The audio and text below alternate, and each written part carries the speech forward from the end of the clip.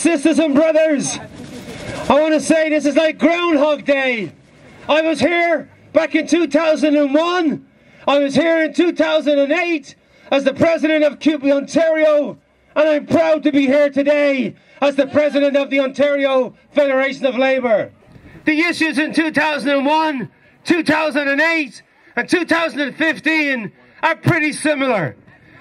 The issues back then, my friends, was a question of job security, was a question of tuition increases, was a question of actually fees in the university being higher in this province. Tuition fees are higher in Ontario than in any other province in this country.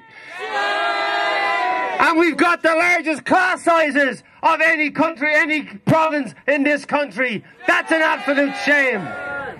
But you know, the question of precarious work, it's hard to believe that our post-secondary institutions are being run on the backs of workers who are precarious in this system. It is hard to believe that contract faculty cannot look forward to a decent contract and a multi-year contract. It is hard to believe in this day and age that contract faculties in our university make up 60% of the instruction that we see in our universities. It's hard to believe that contract faculty are essentially living in their cars, trying to cobble together a decent standard of living. If you're not in this university, you're probably down in McMaster, or you're probably in Guelph, and you're spending your time on the highways. These are, my friends, not the kind of system that we need to see in our post-secondary institutions in the year 2015.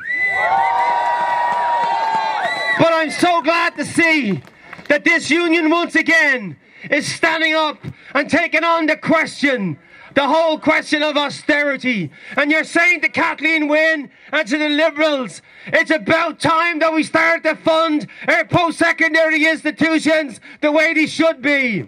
Let me tell you, I'm from the Republic of Ireland, and over there, that small nation, it's got free university. And if we can do it in the Republic of Ireland, and we can do it in 17 OECD countries, why the hell can't we do it here in Ontario? Why can't we have free university? Why can't our children of the working class, why can't we have decent standards of living? Why can't we send our kids to universities? And why can't we have the ability for our kids to be engineers and doctors and architects? The working class, we deserve that, my friends. Our children should have the same goal in life as everybody else has got. And it shouldn't be the deregulated tuition that only the wealthy can afford to go into those occupations.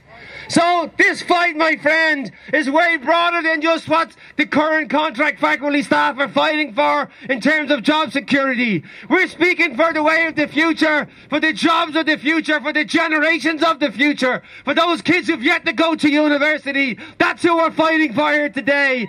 And I cannot think of a better union than York University to be out here, folks, taking on that battle. As I said, you did it in 2001, and you won that fight, my friends. And you did it in 2008, and you won that fight as well. And by God, you're going to do it in 2015. You're going to win this battle. You're going to get job security for contract faculty. And you're going to say to Kathleen Wynne, the fight begins here today, and at the University of Toronto, 2 universities, we're taking on the fight around austerity. We're taking on the fight about tuition increases, and we're taking on the fight about the underfunding of post-secondary education in this province. Stay strong, my friends. You're going to win this fight. I know it. We've been here before. We did it before, and we'll do it again. Thank you very much, sisters and brothers.